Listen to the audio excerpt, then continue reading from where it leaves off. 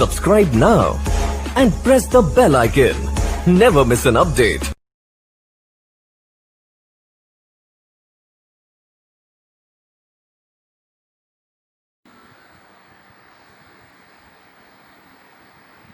Hi viewers, welcome to KKR competitives.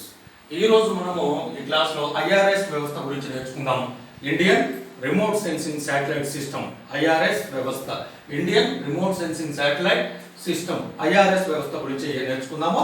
Last క్లాస్లో మనం ఇన్సాట్ వ్యవస్థ గురించి నేర్చుకున్నాము, ఇండియన్ శాటిలైట్ సిస్టమ్. దానిలోనేమో కమ్యూనికేషన్ ఉపగ్రహాలు ఆ వ్యవస్థలో ఉండటం జరుగుతుంది. ఇక్కడ చూస్తేనేమో దాని పేరులోనే ఉంది Indian remote sensing satellite system. అంటే రిమోట్ సెన్సింగ్ ఉపగ్రహాలు ఈ వ్యవస్థలో ఉంటాయి. భారతదేశానికి చెందినటువంటి రిమోట్ సెన్సింగ్ ఉపగ్రహాలు, లేదా వీటిని ఎర్త్ అబ్జర్వేషన్ ఉపగ్రహాలు అని అంటారు. భారతదేశానికి చెందినటువంటి రిమోట్ సెన్సింగ్ ఉపగ్రహాలు లేదా ఎర్త్ అబ్జర్వేషన్ ఉపగ్రహాలు అన్ని కూడా ఐఆర్ఎస్ వ్యవస్థలో ఉండటం జరుగుతుంది. మరి ఈ ఉపగ్రహాలు మనం ఐఆర్ఎస్ వ్యవస్థని అదేవిధంగా ఇన్సాట్ వ్యవస్థని భారత ఉపగ్రహ కార్యక్రమంలో భాగంగా ప్రారంభించడం జరిగింది. లాస్ట్ క్లాస్ లోనే మనం చెప్పుకున్నాము. భారత ఉపగ్రహ కార్యక్రమంలో భాగంగా రెండు రకాల వ్యవస్థల్ని ప్రారంభించడం జరిగింది. మొదటిది ఇన్సాట్ వ్యవస్థ, దాని గురించి ఆల్రెడీ నేర్చుకున్నాం. రెండవది ఐఆర్ఎస్ వ్యవస్థ. ఇన్సాట్ వ్యవస్థ ద్వారానేమో బ్రాడ్కాస్టింగ్ మరియు కమ్యూనికేషన్ సౌకర్యాలను దేశవ్యాప్తంగా విస్తృతం గావించడమే దాని యొక్క ప్రధాన లక్ష్యం. అంతేకాకుండా ఇక్కడ ఐఆర్ఎస్ వ్యవస్థ ద్వారా మరి వనరుల అన్వేషణ, పర్యావరణ పరిరక్షణ, ఇతర అభివృద్ధి కార్యక్రమాలకు ఐఆర్ఎస్ వ్యవస్థలను ఉపగ్రహాలు పంపించేటువంటి డేటాను మరియు చిత్రాలను ఉపయోగించుకోవడం ఇక్కడ లక్ష్యంగా పెట్టుకోవడం జరిగింది. అయితే ఈ రిమోట్ సెన్సింగ్ ఉపగ్రహాలు మనందరికీ తెలిసిన విషయమే. ఇవి 600 నుంచి 1500 కిలోమీటర్ల ఎత్తులో భూమి చుట్టూ పరిభ్రమించడం జరుగుతుంది. 600 నుంచి 1500 కిలోమీటర్ల ఎత్తులో భూమి చుట్టూ పరిభ్రమించడం జరుగుతుంది. మరి వీటిని మనం ఏ ఉపగ్రహ వాహక నౌకను ఉపయోగించి ప్రయోగిస్తాము అంటే పిఎస్ఎల్వి ఉపగ్రహ వాహక నౌకను ఉపయోగించి ప్రయోగించడం జరుగుతుంది. ఈ ఎత్తులో ఉన్నటువంటి కక్షను సన్ సింక్రనస్ పోలార్ ఆర్బిట్ అని చెప్పడం జరుగుతుంది. సన్ సింక్రనస్ పోలార్ ఆర్బిట్స్ లో ఇవి పరిభ్రమించడం జరుగుతుంది, లేదా సూర్య అనువర్తిత ధ్రువ కక్షల్లో ఇవి పరిభ్రమించడం జరుగుతుంది. భూమి నుంచి మరి 600 నుంచి 1500 కిలోమీటర్ల ఎత్తులో ఇవి పరిభ్రమించడం జరుగుతుంది. ఈ ఉపగ్రహాలను PSLV polar satellite launching vehicle ఉపయోగించి మనం ప్రయోగించడం జరుగుతూ ఉంటుంది. ఇక ఈ ఐఆర్ఎస్ వ్యవస్థ గురించి కనుక చూసినట్లయితే ఇది 1988వ సంవత్సరంలో భారతదేశంలో ఐఆర్ఎస్ వ్యవస్థ స్థాపించబడింది.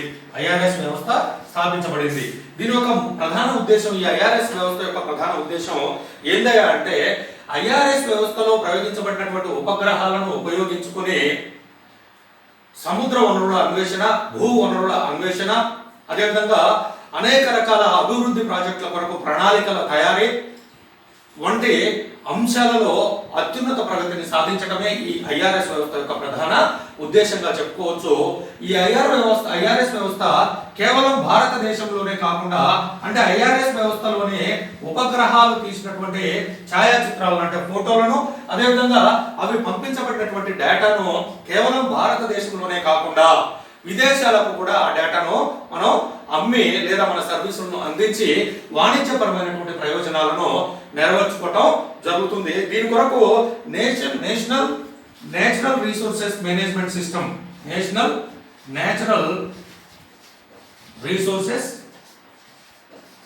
మేనేజ్మెంట్ సిస్టమ్ అనేటువంటి సంస్థ నోడల్ ఏజెన్సీగా పనిచేయడం జరుగుతుంది. అంటే ఐఆర్ఎస్ ఉపగ్రహాలు పంపినటువంటి డేటాను లేదా ఛాయాచిత్రాలను వాణిజ్యపరంగా ఉపయోగించేందుకు, అంటే ఈ సర్వీసులను ఇతర దేశాలకు మరియు దేశంలోని ప్రైవేట్ వ్యక్తులకు అందించేందుకు గాను నేషనల్ రిసోర్సెస్ మేనేజ్మెంట్ సిస్టమ్ అనేటువంటి సంస్థను ఇస్రో స్థాపించడం జరిగింది. అంటే భారతదేశంలో ఐఆర్ఎస్ వ్యవస్థ పంపించేటువంటి ఛాయాచిత్రాలు లేదా సమాచారం, దాన్ని డేటా అంటాము. సమాచారం లేదా డేటాకు సంబంధించిన అన్ని వాణిజ్య కార్యకలాపాలన్నింటినీ కూడా ఈ నేషనల్ రిసోర్సెస్ మేనేజ్మెంట్ సిస్టమ్ అనే సంస్థ చూసుకుంటుంది. ఇది నేరుగా డిపార్ట్మెంట్ ఆఫ్ స్పేస్ ఆధ్వర్యంలో పనిచేస్తుంది, అంతరిక్ష శాఖ ఆధ్వర్యంలో పనిచేస్తుంది. మరి ఈ విధంగా ఈ సంస్థ ప్రత్యేకంగా వాణిజ్య ప్రయోజనాలు నెరవేర్చుకోవడానికి, అంటే రిమోట్ సెన్సింగ్ ఉపగ్రహాలు పంపించినటువంటి డేటాను లేదా ఛాయాచిత్రాలను ఉపయోగించుకొని వాణిజ్య ప్రయోజనాలను నెరవేర్చుకోవడానికి దీన్ని ప్రత్యేకంగా ఏర్పాటు చేయడం జరిగింది. ఈ రిమోట్ సెన్సింగ్ ఉపగ్రహ వ్యవస్థ ద్వారా మనం అనేక రకాల వనరులను అన్వేషించడము, అదేవిధంగా అంటే భూ వనరులు కానివ్వండి, సముద్ర వనరులు కానివ్వండి, అటవీ వనరులు కానివ్వండి అన్వేషించడము, అంతేకాకుండా మరి వీటిని ఇతర దేశాలకు కూడా ఈ సర్వీసులు మనం ప్రొవైడ్ చేసి మన యొక్క వాణిజ్య ప్రయోజనాలు నెరవేర్చుకోవడము, అంతేకాకుండా మరి భారతదేశంలో అనేక అభివృద్ధి ప్రాజెక్టులకు ప్రణాళికలు తయారు చేయడానికి కూడా ఈ రిమోట్ సెన్సింగ్ ఉపగ్రహాలను మనం ఉపయోగించుకోవడం జరుగుతుంది. అభివృద్ధి ప్రాజెక్టులు అంటే ఏమేమి ఉంటాయి? అటు కాలువల నిర్మాణం కావచ్చు, అంటే పంట నీటిపారుదల సౌకర్యాల నిమిత్తం డ్యామ్ల నుంచి తీయబడినటువంటి కాలువల నిర్మాణం కావచ్చు, రోడ్ల నిర్మాణం కావచ్చు, డ్యామ్ల నిర్మాణం కావచ్చు, బ్రిడ్జిల నిర్మాణం కావచ్చు, వీటన్నిటి ఈ అభివృద్ధి కార్యక్రమాలకు ప్రణాళికలను తయారు చేయాలంటే ముందుగా ఉపగ్రహాల నుండి చిత్రాలను సేకరించి ఏ ఏ మార్గాల్లో ఏ విధంగా మరి ఆ అభివృద్ధి ప్రాజెక్టులను చేపట్టాలి అని చెప్పి ప్రణాళికలను మనం తయారు చేయడం జరుగుతుంది. ఇక డిసెంబర్ 11, 2019 వరకు, అంటే డిసెంబర్ 11, 2019 నాడు రీశాట్ 2B-R1 అనేటువంటి ఉపగ్రహం, రిమోట్ సెన్సింగ్ ఉపగ్రహం ప్రయోగించబడింది. రీశాట్ 2B-R1 అనేటువంటి రిమోట్ సెన్సింగ్ ఉపగ్రహం లేటెస్ట్ ఉపగ్రహం అన్నమాట ఇది ప్రయోగించబడింది. దీంతో కలిపి భారతదేశం వద్ద, అంటే ఇస్రో వద్ద మొత్తం 17 ప్రస్తుతం పనిచేస్తున్నటువంటి 17 రిమోట్ సెన్సింగ్ ఉపగ్రహాలు ఉన్నాయి.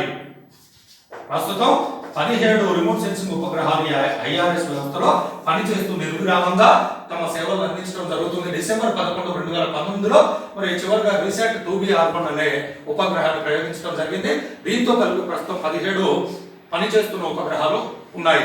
అయితే భారతదేశం ప్రపంచంలోనే అత్యధికంగా పౌర ఉపయోగాల నిమిత్తం రిమోట్ సెన్సింగ్ శాటిలైట్ల వ్యవస్థను కలిగి ఉన్న దేశాల్లో ప్రప్రథమ దేశంగా ఉంది. పౌర అవసరాల నిమిత్తం అత్యధిక రిమోట్ సెన్సింగ్ ఉపగ్రహాలను కలిగి ఉన్న దేశాల్లో భారత్ మొదటి స్థానంలో ఉంది. అదేవిధంగా కమ్యూనికేషన్ శాటిలైట్ వ్యవస్థలోనేమో ఆసియా పసిఫిక్ ప్రాంతంలో మొదటి స్థానంలో ఉంది. ఈ విధంగా భారతదేశం రిమోట్ సెన్సింగ్ ఉపగ్రహాల నెట్వర్క్ లో పనిచేస్తున్నటువంటి ఉపగ్రహాల సంఖ్యలో, అదేవిధంగా రిమోట్ సెన్సింగ్ ఉపగ్రహాలని అత్యధికంగా పౌర సేవలకు వినియోగిస్తున్నటువంటి నెట్వర్క్ కలిగి ఉన్న దేశాల్లో భారతదేశం ప్రపంచంలోనే మొట్టమొదటి స్థానంలో ఉంది. ఇప్పుడు మనం ఐఆర్ఎస్ ఉపగ్రహాల అనువర్తనాలు లేదా ఉపయోగాల గురించి నేర్చుకుందాము. దీన్ని ఐఆర్ఎస్ ఉపగ్రహాల ఉపయోగాలు లేదా అనువర్తనాలు అన్నా ఇదే, అదేవిధంగా రిమోట్ సెన్సింగ్ ఉపగ్రహాల అనువర్తనాలు లేదా ఉపయోగాలు అన్నా ఇదే, అదేవిధంగా ఎర్త్ అబ్జర్వేషన్ ఉపగ్రహాల అనువర్తనాలు లేదా ఉపయోగాలు అన్నా ఇదే ఆన్సర్. అదేవిధంగా సన్ సింక్రనస్ పోలార్ ఆర్బిట్ ఉపగ్రహాల అనువర్తనాలు లేదా ఉపయోగాలు అన్నా ఇదే. ఈ మనం ఐఆర్ఎస్ ఉపగ్రహాలని లేదా సన్ సింక్రనస్ ఉపగ్రహాలని లేదా రిమోట్ సెన్సింగ్ ఉపగ్రహాలని అనేక రంగాల్లో మరి ఉపయోగించుకుంటూ ఉన్నాము. ఆయా రంగాల్లో ఏ విధంగా ఈ రిమోట్ సెన్సింగ్ ఉపగ్రహాల తీరుతెన్నులు ఉన్నాయో మనం పరిశీలిద్దాము. ముందుగా వనరుల అంచనాలు మరి వివిధ రకాల సహజ వనరుల అంచనాలు మనం రిమోట్ సెన్సింగ్ ఉపగ్రహాలనే విరివిగా ఉపయోగించుకుంటూ ఉన్నాము. దాంట్లో కనుక చూసినట్లయితే ఖనిజ వనరుల అన్వేషణ, అంటే అటు భూమి లోపల మరియు సముద్రం లోపల ఉన్నటువంటి ఖనిజ వనరులను అన్వేషించడంలో రిమోట్ సెన్సింగ్ ఉపగ్రహాలు మనం ఉపయోగించుకుంటూ ఉంటాము. అటు భూమి లోపల ఉన్నా లేదా సముద్రం లోపల ఉన్నటువంటి వివిధ రకాల ఖనిజ వనరులను అన్వేషించడంలో ఈ రిమోట్ సెన్సింగ్ ఉపగ్రహాలు మనం ఉపయోగించుకుంటాము. అదేవిధంగా అటవీ ఉత్పత్తుల అన్వేషణ, మరి అడవులు విస్తృత ప్రాంతంలో విస్తరించి ఉంటాయి ఏ దేశంలో అయినా, కాబట్టి అటవీ ఉత్పత్తుల అన్వేషణ అంటే వివిధ రకాల అటవీ ఉత్పత్తులు ఏ ప్రాంతంలో, అడవిలోనే ఏ ప్రాంతంలో ఎక్కడ ఎక్కువగా లభ్యమవుతున్నాయి అనే దాన్ని కూడా మరి మనుషులు వెళ్ళి పరిశీలించడం చాలా కష్టం. కాబట్టి అటవీ ఉత్పత్తుల అన్వేషణ నిమిత్తం కూడా మనం రిమోట్ సెన్సింగ్ ఉపగ్రహాలను విరివిగా ఉపయోగించుకుంటున్నాము. అంతేకాకుండా భూగర్భ జలాల అన్వేషణ అంటే భూమి లోపల ఉన్నటువంటి నీటిని అన్వేషించడానికి ఇప్పటివరకు కూడా టెక్నిక్స్ అంటే ఖచ్చితమైన సాంకేతిక పరిజ్ఞానం చాలా తక్కువగానే ఉందని చెప్పొచ్చు. కాకపోతే రిమోట్ సెన్సింగ్ ఉపగ్రహాల ద్వారా మరి 90% మనం ఈ భూగర్భ జలాలు ఎక్కడ ఉన్నాయో కనుక్కోవచ్చు. ఈ విధంగా భూగర్భ జలాలను రిమోట్ సెన్సింగ్ ఉపగ్రహాలను ఉపయోగించి అన్వేషించి హైడ్రోలాజికల్ మ్యాప్స్ కూడా తయారు చేస్తారు. ఈ హైడ్రోలాజికల్ మ్యాప్స్ ద్వారా మరి వివిధ ప్రాంతాల్లో ఉన్నటువంటి భూగర్భ జలాలు వాటిని ఆ మ్యాప్స్ ఆధారంగా మనం అక్కడ బోర్ బావులు తవ్వి ఆ జలాలను బయటకు తీసుకునేటువంటి అవకాశం ఉంటుంది. అదేవిధంగా భూ ఉపరితల జలాల అన్వేషణ. మరి భూ ఉపరితలం అంటే భూమి ఉపరితలం మీద అంటే సర్ఫేస్ మీద మరి ప్రవహిస్తున్నటువంటి నీటి జలాలని అన్వేషించడం కూడా ఈ రిమోట్ సెన్సింగ్ ఉపగ్రహాల ద్వారా చేయవచ్చు. మరి భూ ఉపరితల జలాలను అన్వేషించడం ఏంది, బయటకు కనిపిస్తాయి కదా అంటే, భూ ఉపరితలాల జలాలు మనకు బయటకు కనిపిస్తాయి కానీ ఆ ప్రవాహాలు ఏ మార్గంలో ఎంత మేర, మరి ఎన్ని క్యూసెక్ల మేర ప్రవాహం ఉంది, ప్రవాహ రేటు ఏ విధంగా ఉంది అనేటువంటి అన్ని అంశాలను కూడా మనం అన్వేషించవచ్చు. అందుకే భూ ఉపరితల జలాల అన్వేషణలో కూడా ఈ రిమోట్ సెన్సింగ్ ఉపగ్రహాలు మనం ఉపయోగిస్తాము. అదేవిధంగా మత్స్య సంపద అన్వేషణలో అంటే సముద్రంలో అన్ని ప్రాంతాల్లో మత్స్య సంపద ఒకే విధంగా కేంద్రీకరించబడే ఉండదు. వాటికి పోషక విలువలు ఎక్కడ లభిస్తాయో అదేవిధంగా కొన్ని టెంపరేచర్స్ అంటే ఆ సముద్ర నీటి ఉష్ణోగ్రతల మీద, లవణీయత మీద ఆధారపడి సముద్రంలో మత్స్య సంపద అనేది కేంద్రీకరించబడి ఉంటుంది. కాబట్టి మత్స్య సంపద ఎక్కడ ఎక్కువగా కేంద్రీకరించబడి ఉంది అని అన్వేషించడం ముందుగానే చేసినప్పుడు మరి మత్స్యకారులకి వృధా ప్రయాసాల నుండి వారిని తప్పించవచ్చు. అంటే ఎక్కడ ఆ మత్స్య సంపద కేంద్రీకరించబడి ఉందో ఆ సమాచారాన్ని ఈ మత్స్యకారులకు అందించిన ఎడల వారు సులభంగా చేపలను పట్టుకునేటువంటి వీలు ఉంటుంది. అదేవిధంగా ప్రభుత్వం తరపున మరి కాంట్రాక్టర్స్ కూడా, అంటే మన దేశంలో కాకపోయినా ఇతర దేశాల్లో ప్రభుత్వం సముద్ర జలాల్లో చేపలను పట్టుకోవడానికి కొంతమంది కాంట్రాక్టర్స్ కూడా నియమించడం జరుగుతుంది.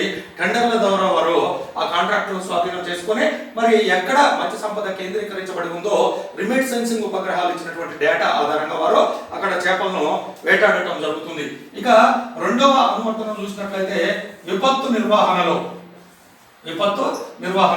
మరి మనకు తెలియకుండా సంభవించేటువంటి ప్రమాదాన్ని మనం విపత్తు అని అంటాం. విపత్తులు రెండు రకాలుగా సంభవిస్తాయి. సహజంగా సంభవించేటువంటి విపత్తులు, అదేవిధంగా మానవీయపరమైనటువంటి విపత్తులు. మానవీయపరమైన విపత్తులు అంటే అగ్ని ప్రమాదాలు కావచ్చు, అదేవిధంగా మరి న్యూక్లియర్ ప్రమాదాలు కావచ్చు, అదేవిధంగా రసాయన ప్రమాదాలు కావచ్చు. రీసెంట్ గా వైజాగ్ లో జరిగినటువంటి మరి విషవాయువు అనేది బయటకు వెళ్ళడం కూడా మానవీయపరమైనటువంటి విపత్తుగానే మనం చెప్పవచ్చును. ఇక దీని ద్వారా విపత్తు నిర్వహణలో భాగంగా రిమోట్ సెన్సింగ్ ఉపగ్రహాల ద్వారా వరదల్లో మునిగిపోయిన ప్రాంతాలను అన్వేషిస్తారు. వరదల్లో మునిగిపోయిన ప్రాంతాల అన్వేషణ అంటే వరదల్లో మునిగిపోయి మనకి బయటికి కంటికి చూడటానికి అవి కనిపించవు, కానీ రిమోట్ సెన్సింగ్ ఉపగ్రహాల ద్వారా ఇన్ఫ్రారెడ్ రీజియన్ లో అంటే పరావరణ కాంతి రీజియన్ లో మరి నీటి లోపల ఉన్నటువంటి అంటే మునిగిపోయినటువంటి ప్రాంతాలను కూడా మనం అన్వేషించవచ్చు. అదేవిధంగా కరువుల అంచనాలు అంటే కరువులని ముందుగానే అంచనా వేయడానికి రిమోట్ సెన్సింగ్ ఉపగ్రహాలే ఉపయోగిస్తాము. అవి ఏ విధంగా కరువులను ముందుగానే అంచనా వేస్తాయి అంటే వాతావరణంలో ఉన్నటువంటి తేమ ఆధారంగా కరువులు సంభవించే అవకాశాన్ని రిమోట్ సెన్సింగ్ ఉపగ్రహాలు ముందుగానే అంచనా వేస్తాయి. దీనికి మనం మల్టిపుల్ రిగ్రెషన్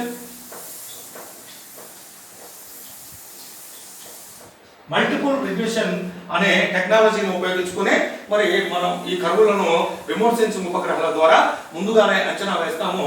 అదేవిధంగా సముద్ర మట్టాల పెరుగుదలను కూడా మనం అంచనా వేయడం జరుగుతుంది. సముద్ర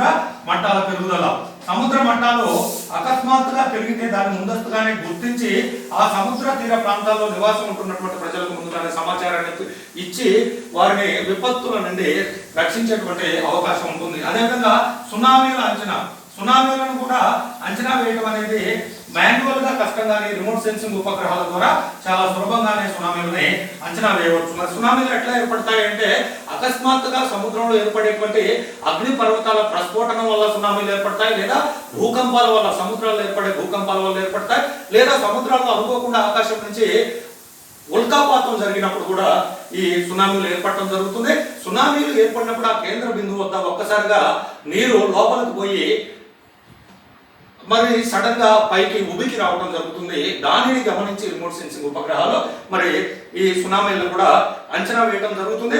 అదేవిధంగా అగ్నిపర్వతాలు ప్రస్ఫోటనాన్ని కూడా అంచనా వేయడం జరుగుతుంది. ప్రస్ఫోటనాన్ని అంటే అగ్నిపర్వతాలు ఎప్పుడు పేలుతాయి అనే దాన్ని కూడా అంచనా వేయడం జరుగుతుంది. ఏ విధంగా అంచనా వేస్తాయి అంటే అగ్నిపర్వతాల నుండి అగ్నిపర్వతాలు బద్దలైనప్పుడు బద్దలు కావడానికి ముందు కూడా వాటి నుంచి సల్ఫర్ డయాక్సైడ్ అనేటువంటి వాయువు విడుదల కావడం జరుగుతుంది.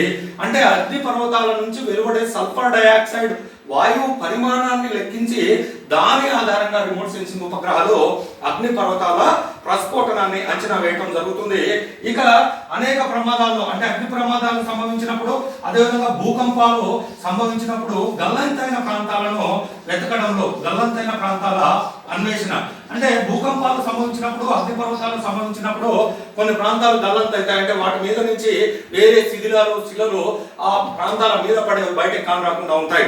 ఆ విధంగా భూకంపాలు సంభవించినప్పుడు, అగ్ని పర్వతాలు సంభవించినప్పుడు గల్లంతైన ప్రాంతాలను అన్వేషించడానికి కూడా మనం ఈ రిమోట్ సెన్సింగ్ ఉపగ్రహాలను ఉపయోగిస్తాము. అదేవిధంగా అడవులలో రగిలే కారు చిచ్చులను కూడా గుర్తించడానికి, అడవులలో రగిలే కారు చిచ్చులను గుర్తించడానికి కూడా ఈ రిమోట్ సెన్సింగ్ ఉపగ్రహాలు మనం ఉపయోగించడం జరుగుతుంది. మరి అడవుల్లో కారు చిచ్చులు ఎప్పుడు రగులుతాయి అంటే వేసవి కాలంలో మరి అతి ఎక్కువగా ఉన్నటువంటి ఉష్ణోగ్రతల వల్ల చెట్లు ఒకదానితో ఒకటి రాసుకొని అగ్ని అనేది జనించి అడవులో కారు చిచ్చులు ఏర్పడి కొన్ని లక్షల హెక్టార్లు అడవులో తగలబడిపోతాయి.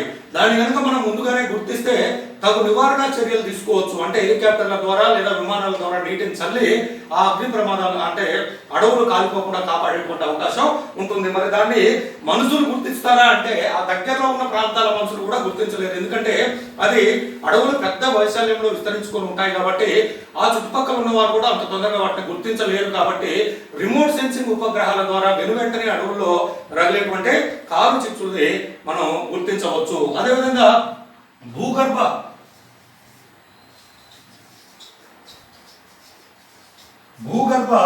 మైన్స్ లో జరిగేటువంటి అగ్ని ప్రమాదాలను కూడా గుర్తించవచ్చు.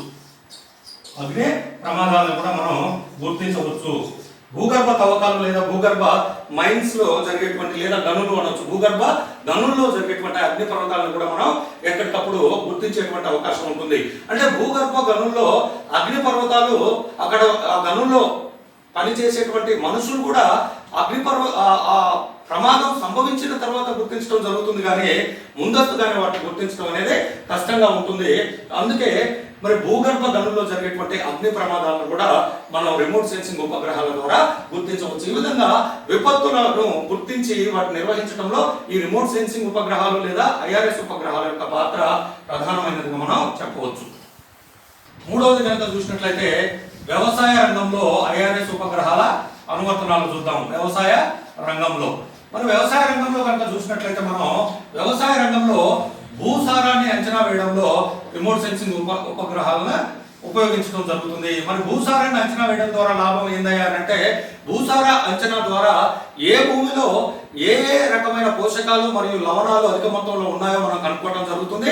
ఆ విధంగా ఏ భూమిలో ఉన్నటువంటి లవణాలు మరియు పోషకాల ఆధారంగా ఏ భూములు ఏ పంటలకు అనుకూలమో రైతులకు మనం చెప్పే అవకాశం ఉంటుంది. తద్వారా రైతులు ఆయా భూముల్లో అనుకూలమైన పంటలు వేసుకుని ఎక్కువ ఉత్పాదకల్ని సాధించి తద్వారా రైతుల యొక్క ఆర్థిక పరిపుష్టికి మనం చేయూతనిచ్చేటువంటి అవకాశం ఈ రిమోట్ సెన్సింగ్ ఉపగ్రహాల ద్వారా అంటే భూసార అంచనా ద్వారా ఉంటుంది. అందుకే మరి ఆంధ్రప్రదేశ్ మరియు తెలంగాణ రాష్ట్రాలను చూసుకుంటే భూసార కార్డులను మరి ప్రభుత్వం జారీ చేయడం జరుగుతుంది. ఈ భూసార కార్డులో ఏముండదు, ఎవరి భూమిలో ఏ లవణాలు ఏ పోషకాలు ఎంత మొత్తంలో ఉన్నాయి, ఆ భూమి ఏ పంటకు అనుకూలమని ఈ భూసార పరీక్ష కార్డుల్లో ఇవ్వటం జరుగుతుంది. తద్వారా రైతులు ఆ పంటలు వేసుకుని లాభాలు గడించేటువంటి అవకాశం ఉంటుంది.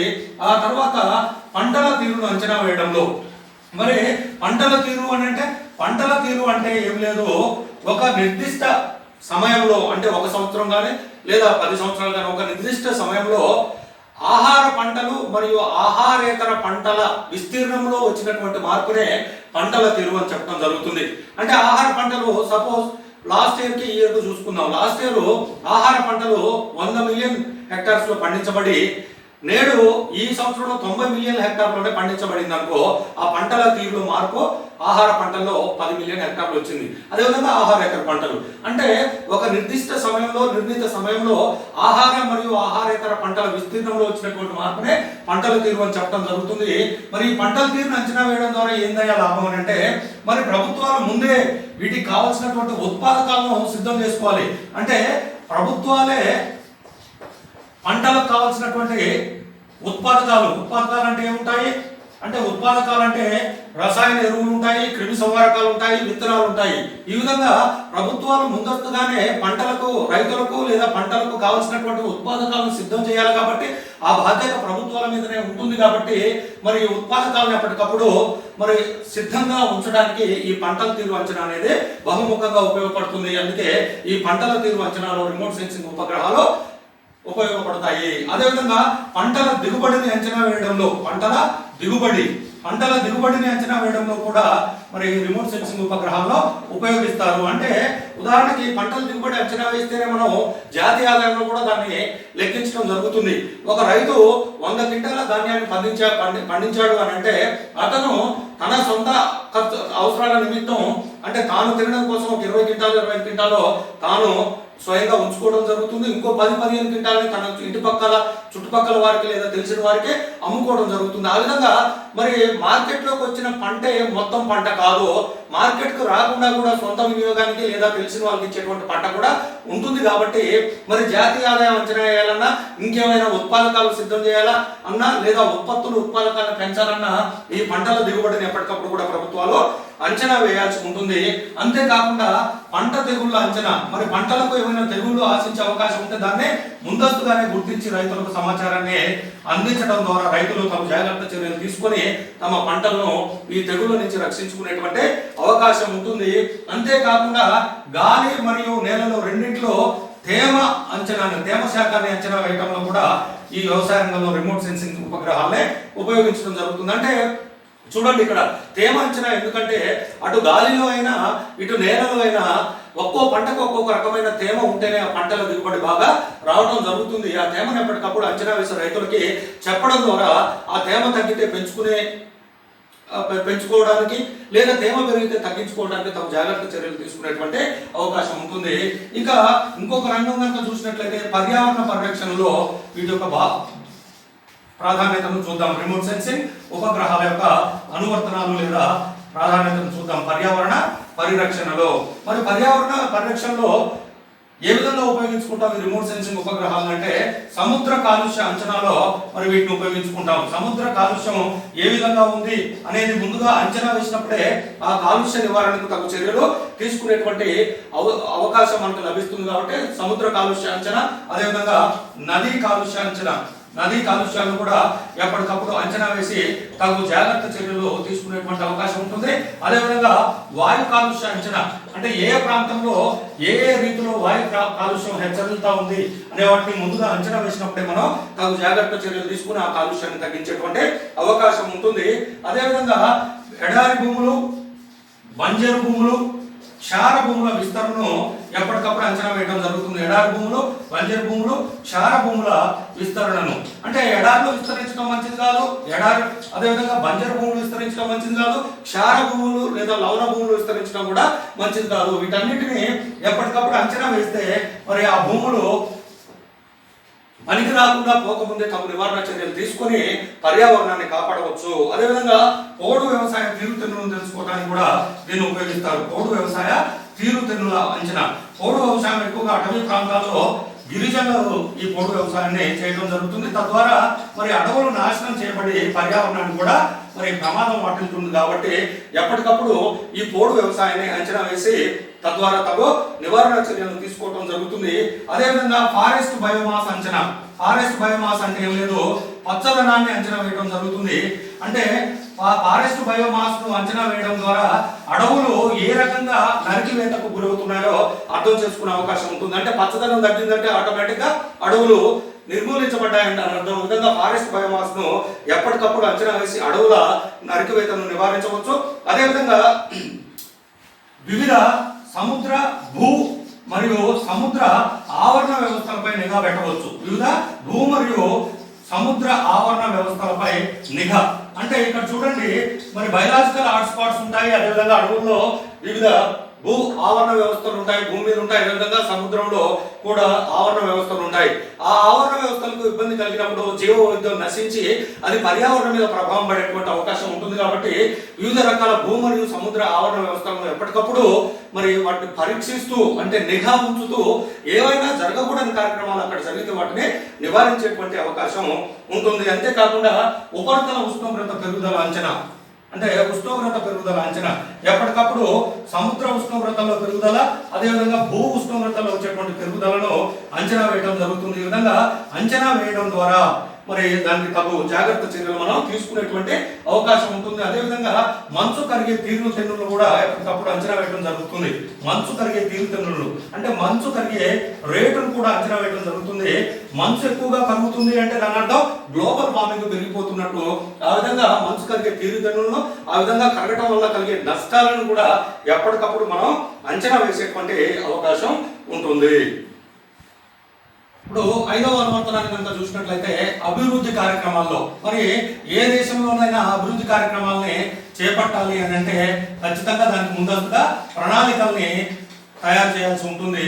మరి రిమోట్ సెన్సింగ్ శాటిలైట్లను లేదా IRS ఉపగ్రహాలను ఉపయోగించి అభివృద్ధి కార్యక్రమాల్లో అనేక ప్రణాళికలను తయారు చేయడానికి వీటిని ఉపయోగించుకోవడం జరుగుతుంది. ఉదాహరణకు కనుక చూసినట్లయితే బహుళార్థక ప్రాజెక్టుల రూపకల్పనలో అంటే ప్రణాళికల తయారీలో బహుళార్థక ప్రాజెక్టుల ప్రణాళికల తయారీకి రిమోట్ సెన్సింగ్ ఉపగ్రహాల నుంచి డేటాను సేకరించి ఏ ప్రాంతాల్లో మరి ఏ విధంగా ఉన్నాయి, అదేవిధంగా హైట్ భూమి యొక్క గ్రౌండ్ లెవెల్స్ ఏ విధంగా ఉన్నాయి, అక్కడ ప్రాజెక్ట్ కట్టడానికి అనుకూలంగా ఉందా లేదా అనేటువంటి అన్ని అంశాలు కూడా ఈ IRS ఉపగ్రహాలు పంపించేటువంటి డేటా ఆధారంగా అంచనా వేయడం జరుగుతుంది. అదేవిధంగా కాలువల నిర్మాణ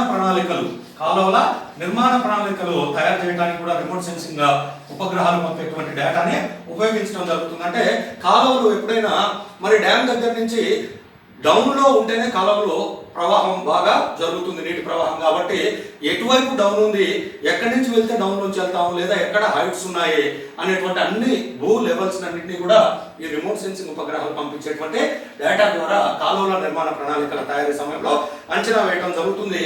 అదేవిధంగా పట్టణ మరియు నగర నిర్మాణ ప్రణాళికల తయారీలో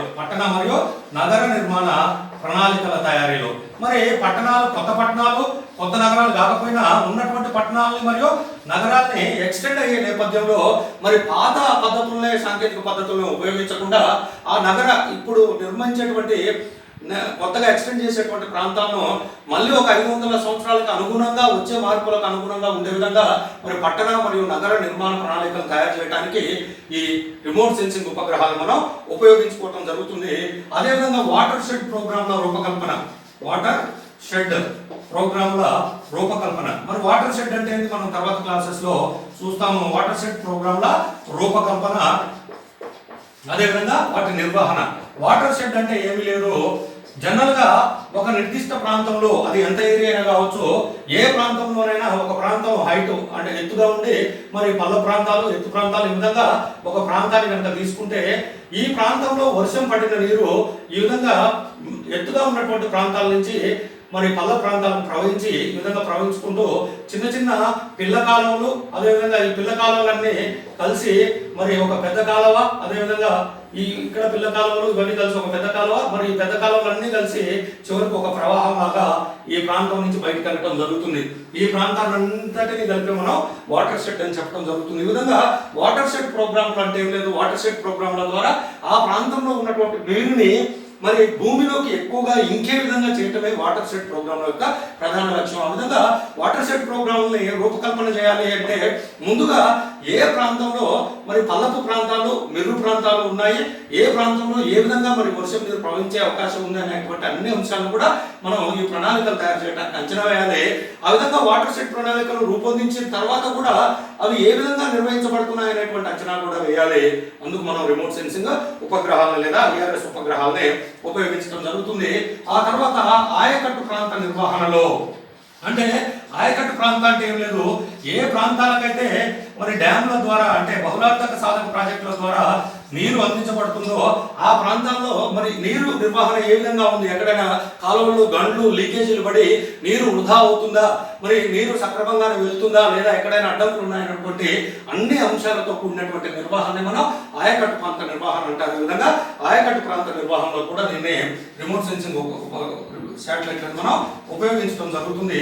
ఇక రక్షణ పరమైనటువంటి అంశాల్లో డిఫెన్స్ రిలేటెడ్ థింగ్స్ లో ఏ విధంగా రిమోట్ సెన్సింగ్ ఉపగ్రహాలను ఉపయోగిస్తామో కనుక చూసినట్లయితే మన సైన్యం యొక్క కదలికలు, అదేవిధంగా మన శత్రు దేశాల సైన్యం యొక్క కదలికలు బార్డర్లో ఏ విధంగా ఉన్నాయి అని నిశ్చితంగా గమనించవచ్చు. అంటే సైన్యం యొక్క కదలికల అంచనాలో ఈ రిమోట్ సెన్సింగ్ ఉపగ్రహాలు పంపేటువంటి డేటాని మనం ఉపయోగించడం జరుగుతుంది. అంతేకాకుండా ఆయుధ వ్యవస్థల్ని నిరంతరం పరిశీలించడానికి, అంటే మన ఆయుధ వ్యవస్థలు ఎక్కడున్నాయో వాటికి మరి శత్రువులు ఏమైనా ముట్టడిస్తున్నారా లేదా దేశీయంగానే ఎవరైనా మరి యాంటీ సోషల్ ఎలిమెంట్స్ ఆ ఆయుధ వ్యవస్థలపై కన్నేశాయా అనేటువంటి అన్ని అంశాలని నిశ్చితంగా పరిశీలించాలి. అందుకే ఆయుధ వ్యవస్థల నిశిత పరిశీలనలో కూడా ఈ ఉపగ్రహాన్ని మనం విరివిగా ఉపయోగించడం జరుగుతూ ఉంది. అంతేకాకుండా హై రెజల్యూషన్ కెమెరాలను కలిగి ఉన్నటువంటి రిమోట్ సెన్సింగ్ ఉపగ్రహాల ద్వారా 1 మీటర్ కంటే తక్కువ, లెస్ దెన్ 1 మీటర్ కంటే తక్కువ సైజులో ఉన్న వస్తువులను కూడా మనం పసిగట్టవచ్చు. సైజులో ఉన్న వస్తువులను కూడా మనం పసిగట్టవచ్చు. అంటే మీటర్ కంటే తక్కువ సైజులో ఉన్నటువంటి వస్తువులను కూడా మనం పసిగట్టవచ్చు. మరి బార్డర్లలో, సరిహద్దు ప్రాంతాల్లో ఎన్నో రకాల డ్రోన్లను పంపే అవకాశం ఉంటుంది, లేదా రకరకాల వస్తువుల్ని, టెక్నాలజికల్ రిలేటెడ్ వస్తువులను మన సమాచారాన్ని సేకరించడానికి పంపేటువంటి అవకాశం ఉంటుంది. కాబట్టి అక్కడ సెన్సిటివ్ ఏరియాస్లో, సున్నితమైనటువంటి ప్రాంతాల్లో 1 మీటర్ సైజు కానీ అంతకంటే తక్కువ ఉన్న సైజులో ఉన్న వస్తువులను కూడా మనం హై రిజల్యూషన్ కెమెరాలను ఉపయోగించి రిమోట్ సెన్సింగ్ ఉపగ్రహం ద్వారా పసిగట్టేటువంటి అవకాశం ఉంటుంది. ఈ విధంగా అటు వ్యవసాయ రంగం నుంచి ఇటు దేశ రక్షణ రంగం వరకు కూడా ఈ రిమోట్ సెన్సింగ్ ఉపగ్రహాల యొక్క పనితీరు చాలా అద్భుతంగా ఉంటుంది. వాటి అనువర్తనాలను మనం చాలా విరివిగా ఉపయోగించుకోవచ్చు. భారతదేశం ఎలాగో IRS ఉపగ్రహాల నెట్వర్క్లో ప్రపంచంలోనే మొదటి స్థానంలో ఉంది కాబట్టి భారతదేశం అనేక రంగాల్లో, ఇప్పుడు చెప్పుకున్నటువంటి అనేక రంగాల్లో IRS ఉపగ్రహాల యొక్క అనువర్తనాన్ని వినియోగించుకుంటూ ఉంది. ఈ విధంగా క్వశ్చన్, రిమోట్ సెన్సింగ్ అనగానేమి, రిమోట్ సెన్సింగ్ ఉపగ్రహాల యొక్క అనువర్తనాలు రాయండి అంటే, రిమోట్ సెన్సింగ్ అంటే ఏంటో మనం మొదట్లో చెప్పుకున్నాము. అదేవిధంగా ఈ అనువర్తనాలు అన్నింటినీ కూడా మనం రాయాల్సి ఉంటుంది. ఈ క్లాస్ కనుక మీకు నచ్చినట్లయితే మరి ప్రతి ఒక్కరు కూడా ఈ ఛానల్ని, KKR కాంపిటేటివ్ ఛానల్ని సబ్స్క్రైబ్ చేసుకోండి. అంతేకాకుండా మీ మిత్రులందరూ కూడా షేర్ చేయండి. మీ విలువైన అభిప్రాయాలను మాకు ఎప్పటికప్పుడు కామెంట్స్ రూపంలో తెలియజేయండి. Thank you.